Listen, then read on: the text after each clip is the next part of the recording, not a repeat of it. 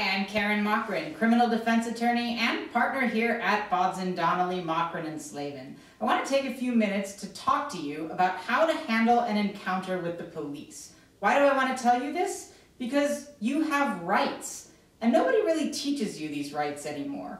And I want to make sure that you know how to protect yourself if the police ever think that you are guilty of a crime.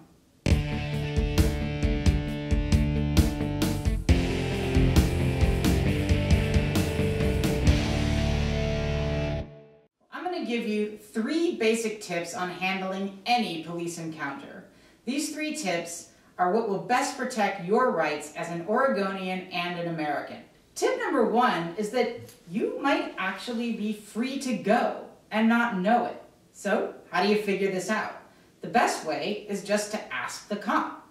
Point blank, am I free to go?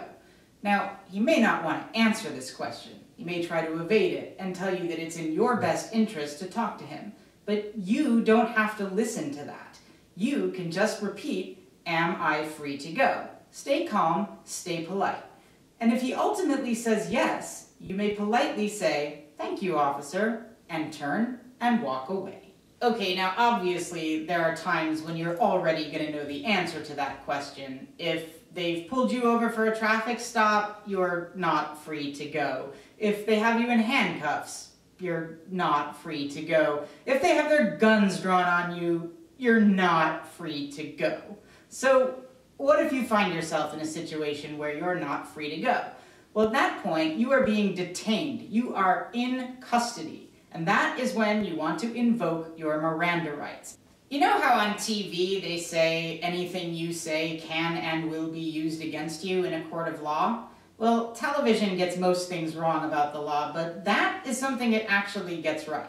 However, if you successfully invoke your Miranda rights, that's the best chance you have of something you say not being used against you.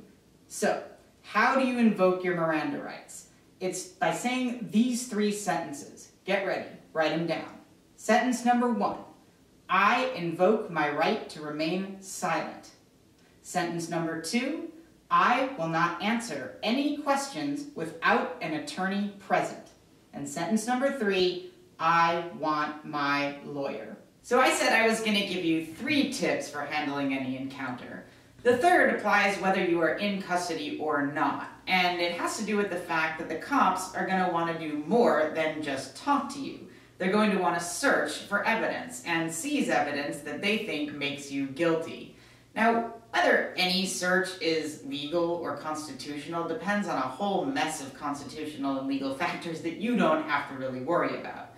But one of the easiest ways for the cops to make it legal is to get you to consent to it. So tip number 3 is to make sure that you make it perfectly clear that you do not consent to it. How do you do this? 1 simple sentence. Ready? Write this down. I do not consent to any searches of my person, property, or home. So there you have it. 3 basic tips to handle any police encounter. If you have any questions about this video or any of our other videos, by all means, find us on the web. We're at www.bodzindonnelly.com. You can email us at info@bodzindonnelly.com or call us on the phone. We're at 503-227-0965. Know your rights, protect your rights, and thank you for watching.